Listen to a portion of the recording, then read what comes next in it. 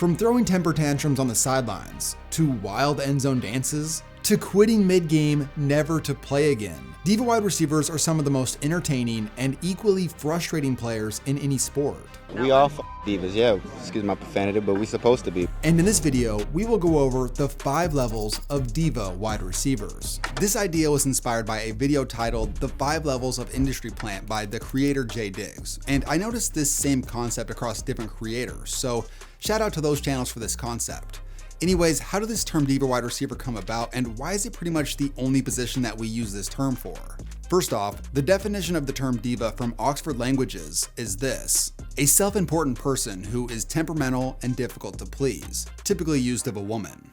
So in the case of calling a football player a diva, it's meant to be used in a negative way. But in fairness, football fans have a more broad usage of this term. They also could be referring to any player who tries to bring attention to themselves, whether that be because they are frustrated or celebrating a big play, or they're simply a diva by the way they carry themselves on and off the field.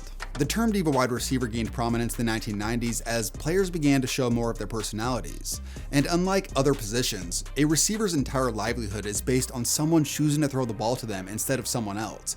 Imagine burning a DB covering you over and over just to have the quarterback not even look your way and dump it off to the tight end for a 2-yard gain. This is why star receivers often complain, because they know if they complain, they will get more targets. Also, for the 5 levels of Diva wide receiver, these levels aren't meant to be exhaustive. It's simply to describe the nature of Diva receivers and how they progress. And before we get to level 1, let's start with level 0, the non-diva.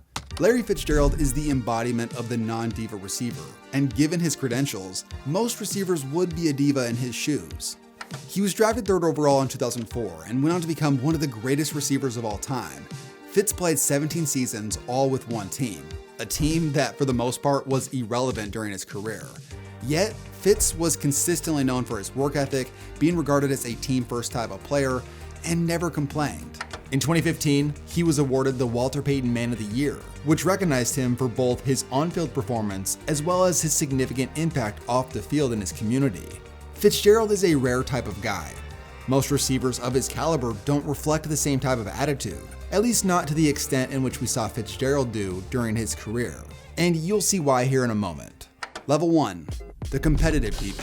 AJ Brown is a good example of a receiver at this level, as he represents mild diva tendencies. The basic trait that unifies all diva receivers is seeing them visibly frustrated during games, and maybe doing a few other weird cryptic things. They may like a post on social media they shouldn't have, or maybe they make a cryptic post about their lack of targets. A lot of people have been saying like they hate the stereotype that receivers are divas. We all divas, yeah, excuse my profanity, but we supposed to be. Like Justin Jefferson wearing real diamonds on the field, or Jamar Chase pretending to spray money in the defender's face. The behaviors at this level are pretty mild though, and are understandable in most cases. It's typically done by a team's bona fide star number 1 receiver, and the self-centered stuff isn't too out of hand, and any complaining is usually done in the name of competitiveness and desire to win first and foremost. AJ Brown's a clear star number 1 receiver who's had a handful of incidents from social media posts to being caught on camera visibly displeased with not getting the ball more. He's had quotes like this: "They throw the ball to me 100 times, I'm gonna want it 101 times. He's also been seen on the sideline reading a book. I don't know if this constitutes diva behavior, but it's still odd nonetheless. I'm never the receiver to go on the sideline or try to cause problems on the sideline. I'm not that guy," Brown said. "I think that's what you could describe as a diva, but I'm not that person." Even though AJ Brown says that, the constant news stories over the years related to his frustration does in fact point to him being a level 1 diva receiver. Sunday after the game, I let my frustrations boil over. Nick, I'm sure you saw the AJ post on social media where he quoted scripture and said, "If you're not welcomed, not listened to, quietly withdraw, don't make a scene, shrug your shoulders, and be on your way." Is it your understanding that AJ still wants to be here? He's like, listen, hey, if you're not welcomed, not listened to, just quietly withdraw. Don't make a scene, don't post. Shrug your shoulders and be on your way. So I'm just trying to let you guys know who I am. But this is kind of loud, don't you think? You pretty much never see anyone's backup slot receiver act like this, because that guy knows he's not in the position to do something like that. Only star receivers can behave like this, and I don't even blame guys like AJ Brown. Although it can be annoying, this is the most understandable level of diva receiver. Now, when it comes to AJ Brown's performance on the field, he's incredibly dominant and has made life easier for Jalen Hurts as a passer. It's a big reason why they ended up winning the Super Bowl. At the end of the day, we all want less of a burden on our shoulders when trying to get things done, which is why I use Comment by Perplexity. It's basically having an assistant built right into your browser, but Comment, instead of just browsing, it actually takes action for you. Sometimes when I'm putting together a video like this, I get stuck or need quick info, so Comment AI gives me outline ideas, fact checks me, and even polishes my first draft. For example, I wanted to organize AJ Brown's diva behaviors on a Google Doc, just to get the ball rolling before I started writing the script. When you see the blue halo pop up, it means Comment is working for you. I don't have to do anything. I can literally just sit back, relax, and observe what Comment is doing if I want to. It's nice because I can see where it gets the info from, allowing me to go deeper into specific points later. As a business owner, Comment's even helped me create a schedule to help me keep things organized with my business on a daily and weekly basis. It saves me time, effort, and keeps the stress down. Comment is a product worth thousands, yet it's free. It's also fast and distraction-free with no ads. It's revolutionizing the way we use browsers, so give it a try and make your time online way more productive by clicking the link in the description or scanning the QR code on screen.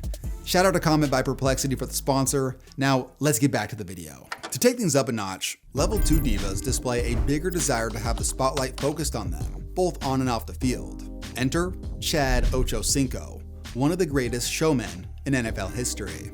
Some players like Ochocinco who know they're great are going to let you know about it. During the 2000s, Chad Johnson, who later legally changed his name to Ochocinco, had made a name for himself with dominant receiver play and next-level celebrations. From river dancing, putting with the pylon, doing CPR, proposing to a cheerleader, wearing a poncho and sombrero, jumping into the dog pound as a rival, and putting on a gold jacket. Anytime this dude scored, people eagerly anticipated his end zone dance. So much so that one time when he didn't do it, the opposing crowd booed him. This dude even sent opposing defensive backs packages. Chad Johnson, Cincinnati Bengals. He sent the whole secondary a packet. You see that? Wow. On the alignment system, he'd land in the chaotic good. The dude was such an entertainer that we've seen him outside of the game on shows like Dancing with the Stars, WWE, professional bull riding, racing a horse, and he even made his own reality TV show on VH1. But despite all the outside noise, Ochocinco didn't have the reputation for complaining to the media or lashing out about a lack of targets.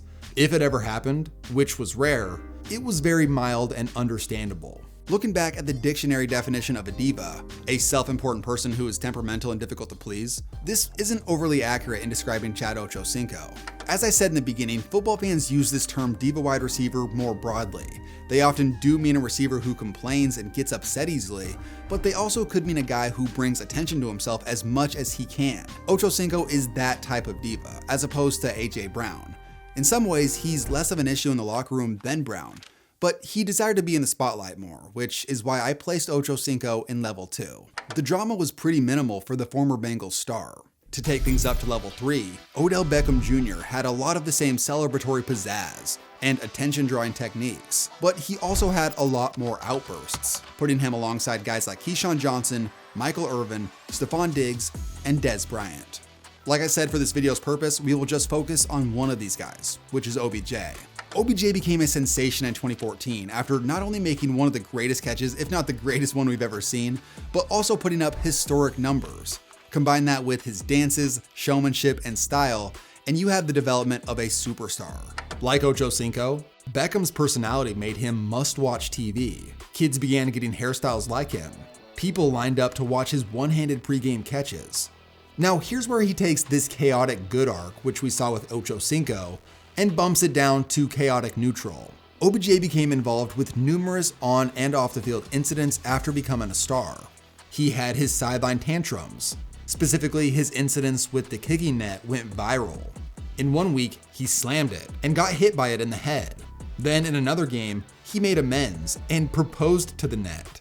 There were the fights with Josh Norman, publicly criticizing Giants coaching and Eli Manning, By the end of his time in New York, OBJ had been accused of being a locker room distraction and spotlight chaser, and he was subsequently traded in large part due to his personality being hard for the organization to manage. Drama followed OBJ once he went to Cleveland. This was due to a combination of OBJ's larger-than-life persona that the media took advantage of, and OBJ not getting out of his own way, saying things like, "No, there's a bit of me that feel like the Giants sent me off. I've said it before, sent me off to Cleveland to die. You know, I could have went to the 49ers, I could have went to the Patriots, I could have went to teams that had, a chance to be great, and that's not what their desire was. You can't tell me that this was the best trade package we could have got for you. No, your desire was to, kind of f me over a little bit." From having to come out of games for wearing gear that wasn't allowed, to cryptic social media posts, OBJ's focus on himself and frustration with being in Cleveland were felt from a mile away.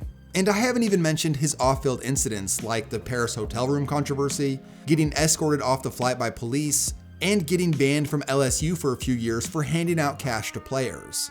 OBJ's dad displayed his frustrations with the Browns back in 2019 when he reposted a video about Baker Mayfield not throwing to his son. This incident was the catalyst to OBJ getting released mid-season by the team. Now, in fairness to OBJ, the Browns' ineptitude certainly hurt his career, which sucks, and he immediately had success after leaving Cleveland. Overall, as Odell would tell you himself, I am who I am, which is what's tattooed on his neck. He was a player whose huge personality was manageable at his peak and pre-injuries, and he was a player who cared a ton about winning, which was on clear display early on in New York. However, Odell's immaturity and being more of a football celebrity eventually overshadowed what he was doing on the field. But still, he's not at the level of diva that this next player is. Moving up to level 4, for the vast majority of football fans, Terrell Owens is the image they think of when they hear the term Diva Receiver. And when it comes to the totality of their entire NFL career, no player from start to finish embodies this archetype better. Throughout his career, T.O. became known for all the things we saw with Chad Johnson and OBJ.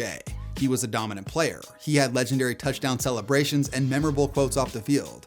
He was featured on TV, which included his own reality show in 2009, and he even appeared on Chad Johnson's reality show. And like OBJ, he constantly caused tension in the locker room. However, in a pre-social media era, the amount of attention that surrounded T.O. was off the charts. Let's take a look at his career diva antics. In 2000, Owens' decision to extend his arms and look upwards on the Dallas Star caused major outrage in the stadium, and when he did it a second time, it sparked a bench-clearing brawl. Throughout his career with the 49ers, Owens had been outspoken about his dissatisfaction with his quarterback, Jeff Garcia, and the lack of team success. Then in 2004, Owens did an interview with Playboy magazine where he made a controversial comment about his former quarterback. He was asked if Garcia was gay, and Owens said, quote, "If it looks like a rat and smells like a rat, by golly, it is a rat." Of course, Garcia, who later married a model in 2007 and had 4 children with her, expressed his frustrations with Owens' comments. And this was not the last time that Owens ripped it with his quarterback. In 2005, after Owens had an incredible performance in the Super Bowl playing on a broken leg, he publicly stated that he didn't receive enough recognition and called out teammates, including quarterback Donovan McNabb, for their lack of commitment and effort in the Super Bowl. This feud, along with beef between Owens and the Eagles front office, bled into that next season. Prior to the season, one of the most notorious incidents involving Owens happened when he held an impromptu workout for the media while he was suspended by the Eagles. And during this interview on his front lawn, Owens was doing sit-ups. During the season, Owens would come back to the team and play again, and he could be seen beefing with McNabb on the sidelines or calling him out publicly. He implied that McNabb choked in the Super Bowl and that the team would have been better off with Brett Favre at quarterback. This statement obviously did not sit well with the locker room. The last straw for his time in Philly occurred in November 2005, where Owens fought teammate and team ambassador Hugh Douglas in what was described as a WWE-like smackdown. After the physical exchange, Owens reportedly challenged other teammates, shouting, "You want some? Anyone else want some?" Later, Owens said that Douglas instigated the fight due to Owens milking an injury. However, Douglas explained, quote, "I think T.O. is forgetting a lot of the history with all that went down." He basically went on to say that T.O. instigated the incident because someone told T.O. that Douglas is on the radio with local sports talk, and they were calling T.O. out, primarily due to him wearing a Michael Irvin Cowboys jersey as an Eagles player right after they lost to Dallas. Because that's just one thing you don't do in Philadelphia. This led to Owens being suspended indefinitely from the team without pay. What's wild was Owens was having an all-pro level season through 7 games, as he was on pace for over 1,700 yards and 13 touchdowns. After he left Philly, Owens went to Dallas, where he would continue to have iconic moments, both as a great receiver and showman, as well as his usual sideline outbursts and drama. After a 2006 game against the Atlanta Falcons, the Falcons cornerback D'Angelo Hall stated that Owens spat in his face after a play earlier in the game. There wasn't any video evidence. However, the NFL did fine Owens for the incident. T.O. did deliver one of his most iconic lines after their playoff loss that season. It's my quarterback. However, not long after, Owens expressed resentment against Romo, basically because he was jealous of Tony Romo and Jason Witten's relationship. Owens thinks Romo and Witten, close friends and road teammates who came to Dallas in the same offseason, hold private meetings and create plays without including Owens, according to the source who speaks regularly with Owens' teammates. After he left Dallas, Owens was in the twilight of his career, and his best moments as a player were behind him. However, post-career, he did keep his outspoken reputation alive by getting in public disputes over his Hall of Fame voting, where he demanded more respect. And once he actually got into the Hall of Fame, Owens is the only inductee into the Hall of Fame to skip his induction and instead host a separate induction ceremony. It was hard to imagine T.O.'s career of diva behaviors would ever be topped. Yet, somehow, one player found a way to outdo him. Enter Antonio Brown. Now, when it comes to the totality of one's career with diva behavior, like I said with Terrell Owens, he is the perfect example. But for the most absurd end-of-career shenanigans, Antonio Brown's antics are so outrageous that it makes Terrell Owens' actions look like child's play. After establishing himself as a starter, AB rarely missed games and totally dominated, making 7 Pro Bowls in 8 years. He had some absurd hairstyles, crazy end zone dances, and kicked that punter in the face. But overall, we outsiders watched a guy who was arguably the best at his craft during his prime virtually get into no trouble on and off the field. But that all changed after the 2016 season. There's AB's career pre-perfect hit and post-perfect hit. Pre-perfect hit, Antonio Brown was only ever involved in a small handful of incidents that the public ever heard about. But post-perfect hit, AB has done a mix of shocking and sad behavior. I think the best way to go over these incidents is to blow right through them, because there's so many, and here's a list compiled by Reddit user Journey1986 to give you an idea. Drove 100 miles per hour in a 45 miles an hour speed limit, trashed a condo and threw furniture out a 14th floor window, which almost hit some people, notably a child. Killed an aquarium full of piranhas and refused to pay the man who installed the tank. In week 17 of the 2018 season, AB refused to play for the Steelers. Then at halftime, decided to leave the sidelines and go home. He later dyed his mustache blonde, refused to pay a chef because he thought he threatened him by placing a fish head in the freezer, farted on a doctor, demanded a trade from the Steelers, became Mr. Big Chest, threw a fit over Juju winning team MVP and trashed him on social media. Allegedly, he nixed a trade that would have sent him to the Bills. After being traded to the Raiders, AB showed up to Raiders training camp in a hot air balloon. Shortly thereafter, he held out and refused to show up to training camp because the NFL would not approve his helmet because it was too old for their safety standards. He later got frostbite in a cryotherapy chamber after not wearing proper footwear. In response to the helmet incident, AB painted over his old helmet, hoping that no one would notice. Then he acquired a newer version of the same model helmet, which the NFL also refused. He got fined by the Raiders for not attending camp. Then he tried to fight the GM Mike Mayock, calling him a cracker, and had to be held back by Vontaze Burfict of all people. Following that altercation, AB punted a football down the practice field and said, "Fine me for that," and he got fined for that. Later, he released a video where he used audio of John Gruden, who didn't know that he was being recorded, which is illegal in California, but Gruden decided not to pursue it further. AB later demanded to be released by the Raiders, and was released. He then signed with the Patriots and moved in with Tom Brady. Then the sexual assault and harassment allegations came out. AB threatened one of the women in a group text. And these allegations got him released by the Patriots after just 1 week with the team. AB later went off on Twitter, saying that he was done with the NFL. AB then went back to college via online classes and tried to outsource his homework to Twitter. Then he decided he wanted to return to the NFL. Tom Brady and these boys, like, you know, they talking to me like I got a selfish impact because maybe the plays I'm making, like I'm standing in David Allen, I got like 10 cars out there. You know, I'm having different models come, you know. He filed several grievances to try and get more than $40 million from the Raiders and Patriots. He was ordered to show up for deposition regarding trashing the condo and was accused of reprehensible behavior during the deposition. In his effort to return to the NFL, AB tried out for the Saints and brought an entourage and film crew with him to shoot a music video, which the Saints had specifically told him not to do. He started training for a boxing match with Logan Paul, and eventually the attorney who represented him in the suit involving the condo quit. In an incident with the cops, AB used a bunch of slurs and profane language towards the cops in an Instagram video that he posted. A police youth football league cut ties with him and returned a donation after the release of the video, saying there was an irreparable rift between the department and AB. AB later got dropped by his agent. Then there was an incident where AB was involved in a dispute with movers at his home, where he allegedly threw rocks at the movers and moving vans. A warrant was issued for the arrest of AB, and AB turned himself in wearing this suit.